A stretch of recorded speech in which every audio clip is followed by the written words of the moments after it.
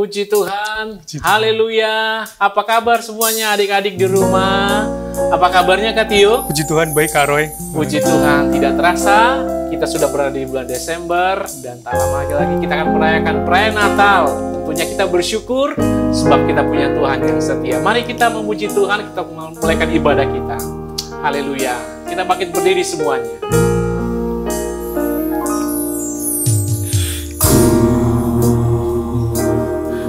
Bersyukur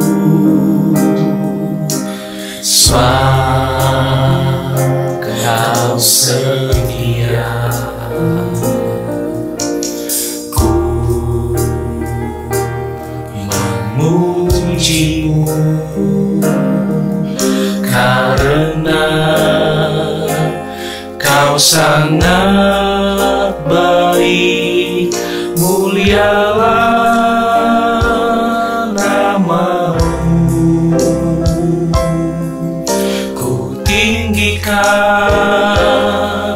ku agungkan selama hidupku.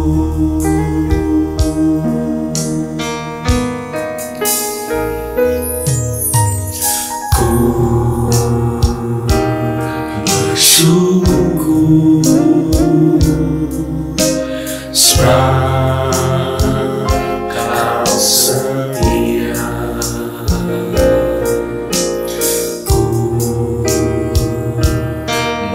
Memuji-Mu karena Kau sangat baik, mulialah nama-Mu. Ku tinggikan, ku agungkan selama hidupku.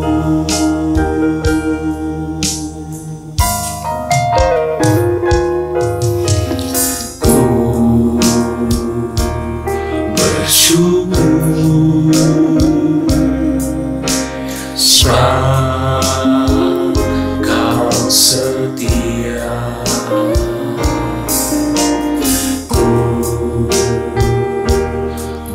memuji-Mu karena Kau sangat baik, mulialah nama-Mu. Tinggikan, ku agungkan selama hidupku.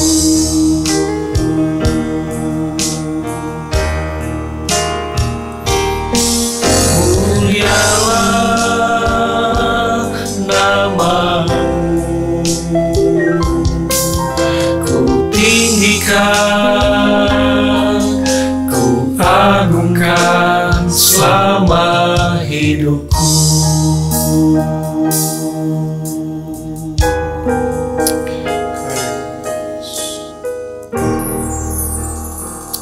Mari adik-adik, mari tutup mata, mari kita lipat tangan, mari kita berdoa. Terima kasih Tuhan kami Yesus Kristus buat segala kebaikan-Mu, buat segala penyertaan-Mu Tuhan, bagi setiap anak-anak-Mu ini Tuhan, dimanapun mereka boleh berada Tuhan, di rumah masing-masing Tuhan, tapi kami masih boleh diberkati dengan berkat kesehatan daripada-Mu Tuhan, kami masih boleh menikmati berkat-Mu, hari baru yang Kau sediakan bagi kami Tuhan, untuk kami datang beribadah kepada-Mu Tuhan. Terima kasih Tuhan, dan sebentar Tuhan, kiranya Kau menyertai ibadah kami Tuhan. Biarlah kami mau datang memuji dan memuliakan nama-Mu Tuhan dengan sukacita Tuhan. Kiranya Tuhan Kau menolong ibadah ini Tuhan dari awal hingga akhirnya. Kami serahkan semua dalam tangan-Mu Tuhan. Terima kasih Tuhan, kami akan memulaikan ibadah ini di dalam nama Tuhan kami Yesus Kristus. Haleluya. Amin. Puji Tuhan, haleluya. Pagi hari ini kita akan memuji Tuhan.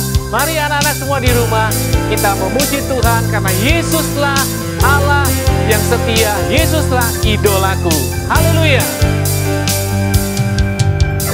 Yesus idolaku, Yesus idolaku, Yesus selamanya. Yesus idolaku, Yesus idolaku, Yesus idolaku selamanya. Orang buta dapat melihat, yang lumpuh berjalan. Yesus berkuasa, iblis dikalahkan.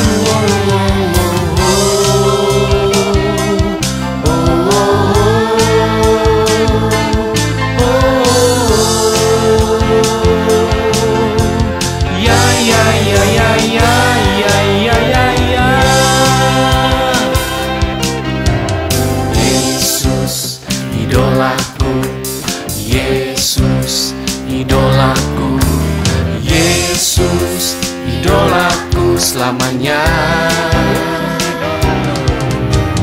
Yesus idolaku, Yesus idolaku, Yesus idolaku selamanya. Orang buta dapat melihat, yang lumpuh berjalan. Yesus berkuasa, iblis dikalahkan.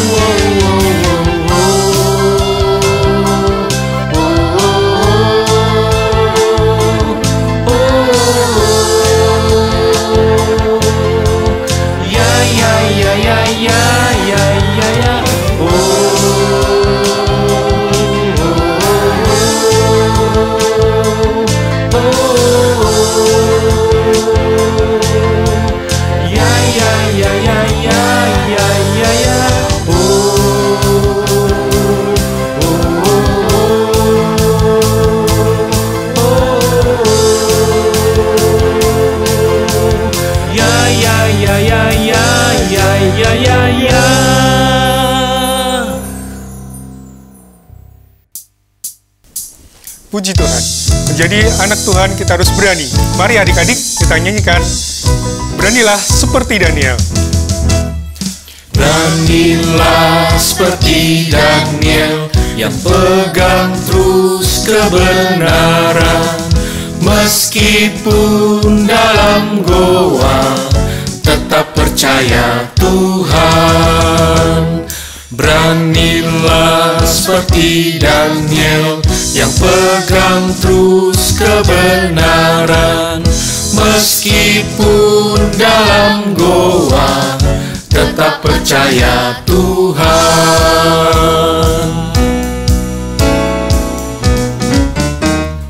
Beranilah seperti Daniel, yang pegang terus kebenaran. Meskipun dalam goa, tetap percaya Tuhan. Beranilah seperti Daniel, yang pegang terus kebenaran. Meskipun dalam goa, tetap percaya Tuhan. Meskipun dalam goa, tetap percaya Tuhan.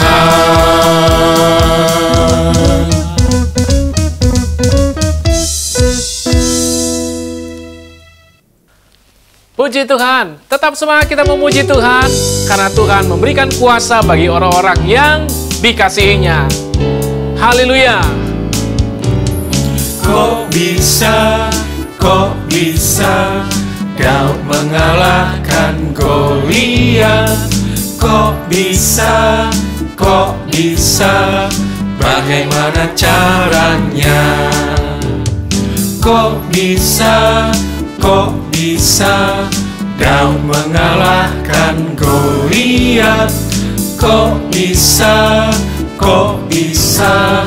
bagaimana caranya? Bisa saja, bisa saja Daud mengalahkan Goliat. Karena Tuhan di pihak kita, kita pasti bisa. Kok bisa Daud mengalahkan Goliat. Kok bisa, kok bisa, bagaimana caranya? Kok bisa, kok bisa, Daud mengalahkan Goliat. Kok bisa, kok bisa, bagaimana caranya? Bisa saja, hei, bisa saja, Daud mengalahkan Goliat. Karena Tuhan di pihak kita, kita pasti bisa. Bisa saja, hei, bisa saja, Daud mengalahkan Goliat. Karena Tuhan di pihak kita, kita pasti bisa.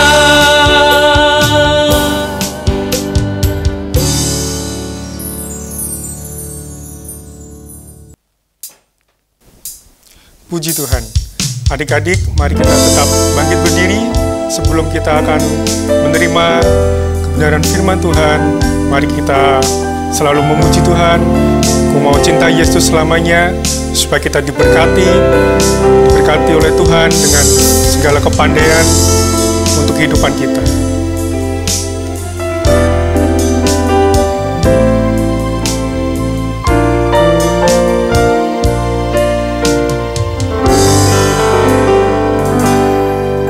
Ku mau cinta Yesus selamanya. Ku mau cinta Yesus selamanya. Meskipun badai silih berganti dalam hidupku, ku tetap cinta Yesus selamanya. Ku mau cinta Yesus selamanya. Ku mau cinta Yesus selamanya. Meskipun badai silih berganti dalam hidupku, ku tetap cinta Yesus selamanya. Ya Aba, Bapa, ini aku anakmu, layakkanlah seluruh hidupku. Ya Aba, Bapa, ini aku anakmu, pakailah sesuai dengan rencanamu.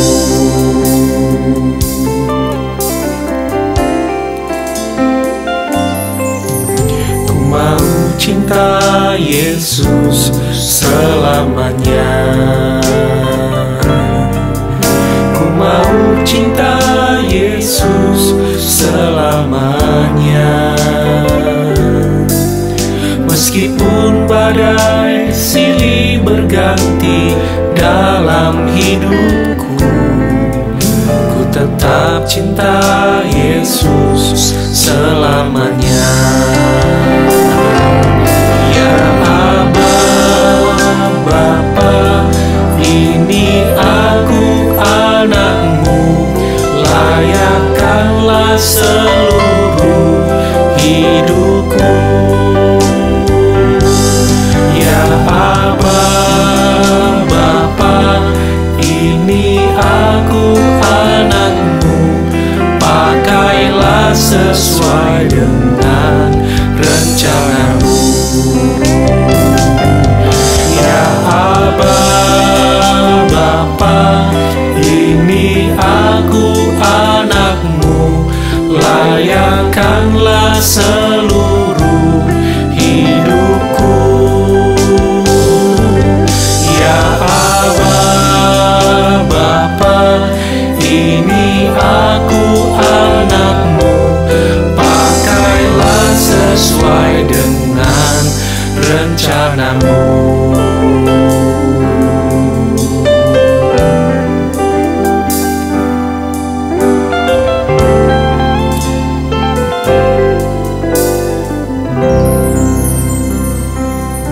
Mari adik-adik, kita akan berdoa untuk kita akan mau dengar firman Tuhan. Tutup matanya, kita berdoa. Tuhan Yesus, terima kasih. Kami sungguh mencintai Tuhan karena kami percaya Tuhan begitu sangat mengasihi dan mencintai kami juga. Saatnya kami anak-anak-Mu sudah menyediakan hati untuk menerima firman-Mu Tuhan. Mari Roh Kudus, pimpin kami, berikan kami hikmat, agar kami dapat mengerti kebenaran firman Tuhan yang akan disampaikan oleh guru-guru kami. Berkati Om Tante yang akan menyampaikan firman-Mu, agar kami menjadi berkat dan hidup kami semakin setia dan mengasihi Tuhan. Terima kasih Tuhan Yesus. Kami mau terima berkat firman Tuhan di dalam nama Tuhan Yesus Kristus. Haleluya. Amin. Haleluya. Puji Tuhan. Kita berkumpul lagi adik-adik dalam ibadah PLNAP online pada minggu ini. Kita sudah memuji dan memuliakan Tuhan. Tadi adik-adik semangat dalam menyanyi ya. Sekarang tiba saatnya kita akan mendengarkan kebenaran firman Tuhan. Adik-adik juga harus tetap semangat dalam mendengarkan kebenaran firman Tuhan. Nah adik-adik, sebelum kita akan mendengarkan kebenaran firman Tuhan, kakak ingatkan, kita ada ayat hafalan minggu lalu loh. Ayo, pasti ingat kan? Harus ingat dong, adik-adik harus hafal kebenaran firman Tuhan. Ayat firman Tuhan, kebenaran firman Tuhan kemarin, di Amsal pasal yang 17, ayat yang ke-17. Yuk, kita akan menghafal sama-sama. Amsal pasal yang ke-17, ayat yang ke-17. Seorang sahabat menaruh kasih setiap waktu dan menjadi seorang saudara dalam kesukaran. Puji Tuhan. Luar biasa bagi adik-adik yang menghafal dan adik-adik yang belum menghafal kebenaran firman Tuhan. Ayo, tetap lagi berusaha menghafal kebenaran firman Tuhan. Karena kalau adik-adik menghafal firman Tuhan, adik-adik lebih mengerti akan kebenaran firman Tuhan. Oke adik-adik, kita akan masuk dalam kebenaran firman Tuhan. Adik-adik, di zaman dahulu ada seorang raja Israel. Nah, raja ini raja yang bijaksana, raja yang penuh hikmat. Siapa? Tahu nggak adik-adik? Benar, Raja Salomo. Ayatnya dalam satu Raja-Raja pasal yang ketiga, ayat yang ke-16 sampai yang ke-28.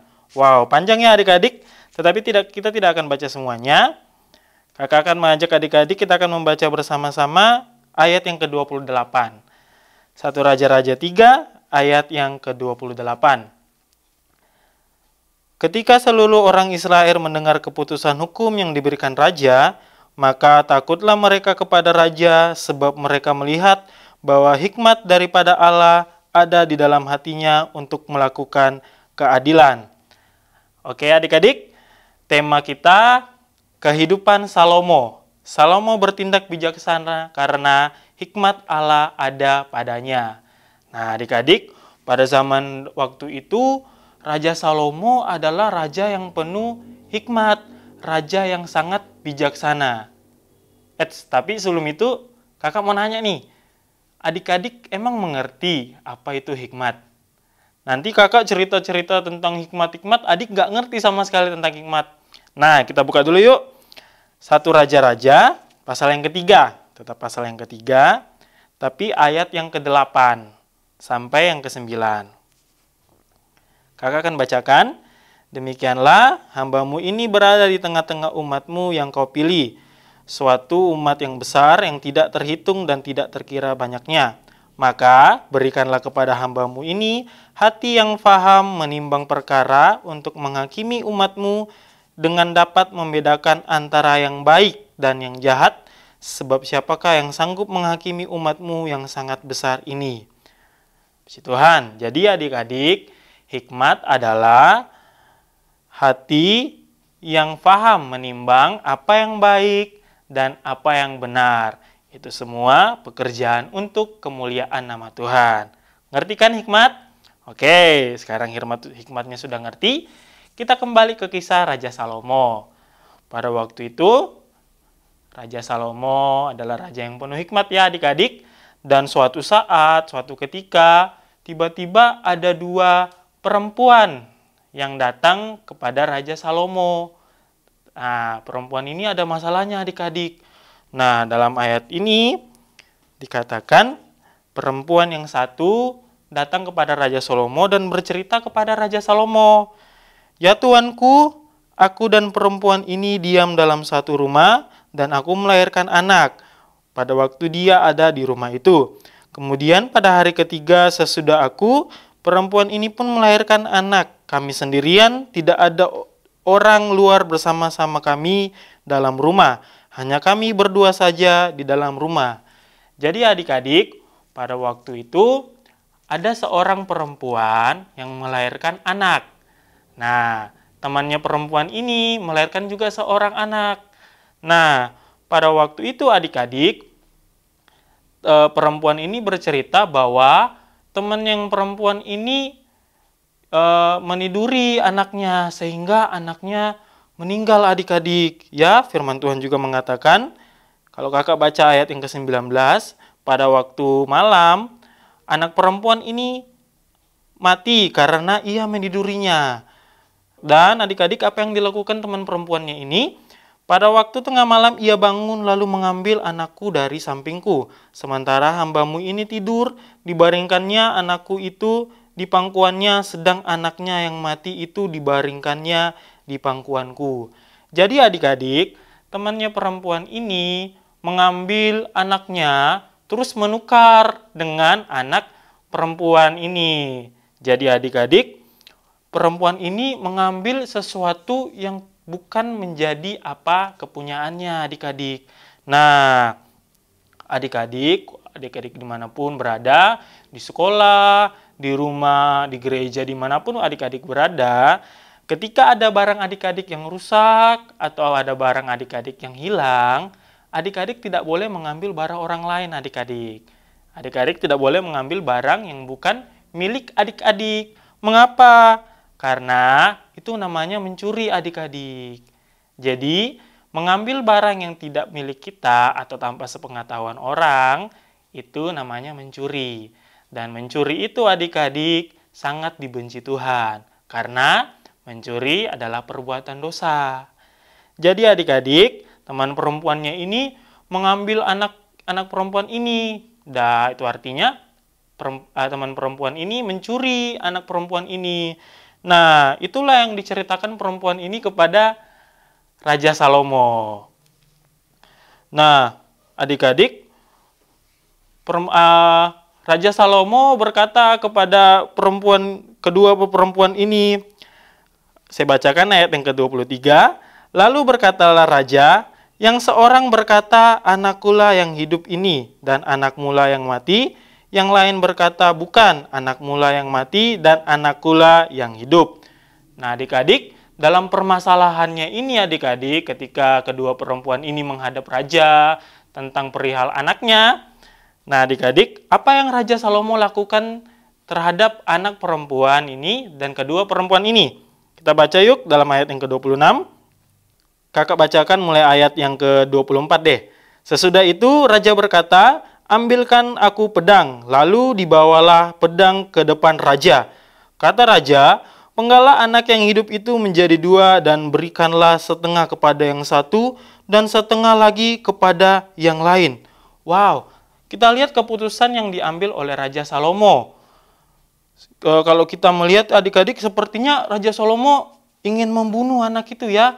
Membelahnya menjadi dua dan diberikan setengah kepada perempuan yang satu dan setengah kepada perempuan yang lain.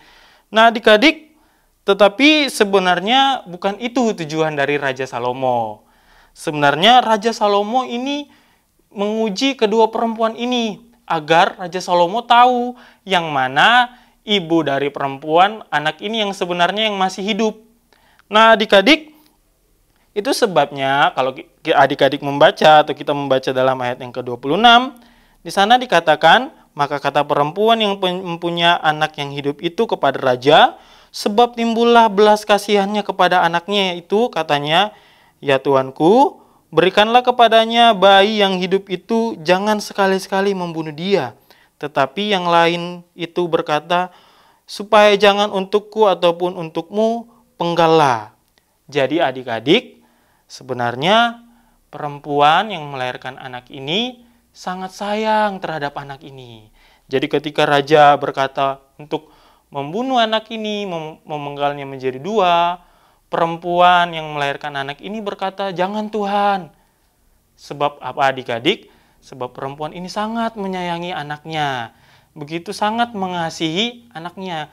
Tetapi apa yang dikatakan perempuan yang sebenarnya tidak melahirkan anak ini, tetapi mengambilnya. Ya, perempuan ini berkata, supaya jangan untukku dan supaya jangan untukmu, maka penggal saja Tuhan.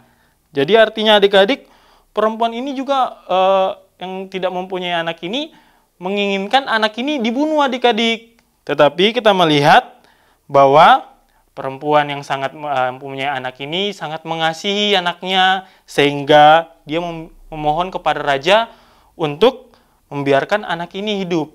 Nah adik-adik, tetapi apa yang Raja Salomo katakan terhadap kedua perempuan ini? Kita baca yuk dalam ayat yang ke-27. Tetapi raja menjawab katanya, berikanlah kepadanya bayi yang hidup itu, jangan sekali-sekali membunuh dia. Dia itu ibunya. Kepada siapa adik-adik? Perempuan yang memohon kepada Raja Salomo untuk tidak membunuh anak ini. Mengapa adik-adik? Karena memang benar, seorang ibu yang sangat menyayangi anaknya adik-adik tidak akan pernah membunuh anaknya adik-adik. Ya adik-adik, mama adik-adik di rumah juga sangat sayang kepada adik-adik. Itu sebabnya mama di rumah melindungi, menjaga adik-adik agar adik-adik tetap selamat. Nah, begitu juga dengan Tuhan Yesus adik-adik. Tuhan Yesus sangat menyayangi kita dan Tuhan Yesus melindungi kita dan Tuhan Yesus sangat mengasihi kita. Namun adik-adik, nah dalam cerita ini kita mengambil bahwa Raja Salomo bertindak secara bijaksana dan penuh hikmat adik-adik. Nah tadi kakak sudah katakan hikmat adalah pemikiran untuk memilih hal yang baik dan hal yang benar dalam mengambil sebuah keputusan. Nah adik-adik, itu sebabnya Raja Salomo mengatakan menguji kepada dua perempuan ini tadi seperti yang tadi dikatakan untuk membunuh atau membagi dua, memenggalnya saja menjadi dua.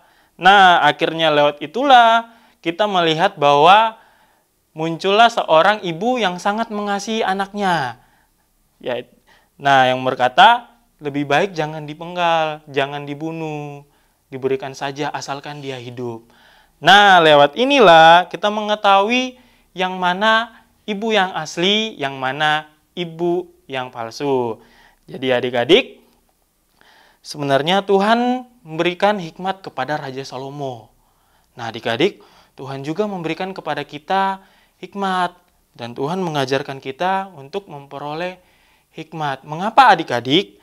Terkadang banyak masalah yang adik-adik alami, banyak masalah yang adik-adik alami dalam kehidupan adik-adik. Itu sebabnya adik-adik kita perlu yang namanya hikmat yang dari Tuhan. Agar kita mampu mengerti apa yang baik dan apa yang berkenan di hadapan Tuhan. Nah adik-adik, bagaimana caranya kita mendapatkan hikmat yang daripada Tuhan? Nah adik-adik, seperti yang Salomo lakukan dalam 1 Raja-Raja yang pasal ketiga tadi, dalam ayat yang ke-8 dan ayat ke-9 yang kita sudah baca, bahwa Salomo meminta kepada Tuhan, berdoa kepada Tuhan. Nah adik-adik, kita perlu hikmat. Nah untuk meminta perlu hikmat itu adik-adik, kita meminta kepada Tuhan yang mempunyai hikmat itu. Nah adik-adik, melalui kisah Salomo ini kita mengerti bahwa kita sangat membutuhkan hikmat. Ya, berdoa kepada Tuhan, belajar kebenaran firman Tuhan agar kita menerima hikmat yang datangnya daripada Allah. Adik-adik, dalam Efesus pasal yang kelima, kita buka coba Efesus pasal yang kelima. Efesus pasal yang kelima ayat yang ke-15 sampai yang ke-17. Kakak bacakan ya. Karena itu perhatikanlah dengan seksama bagaimana kamu hidup. Janganlah seperti orang bebal, tetapi seperti orang arif. Dan pergunakanlah waktu yang ada, karena hari-hari ini adalah jahat. Sebab itu janganlah kamu bodoh, tetapi usahakanlah supaya kamu mengerti kehendak Allah. Puji nama Tuhan. Adik-adik, firman Tuhan mengatakan, kita harus hidup dengan seksama bagaimana kamu hidup, tetapi jangan seperti orang bebal. Bagaimana orang bebal, adik-adik? Orang bebal itu adalah orang yang nakal, orang yang jahat, yang tidak sayang kepada Tuhan. Tetapi adik-adik, kita hidup seperti orang baik, orang yang sopan, taat akan kebenaran firman Tuhan. Dan juga adik-adik dikatakan, pergunakanlah waktu yang ada, karena hari-hari ini adalah hari-hari yang jahat.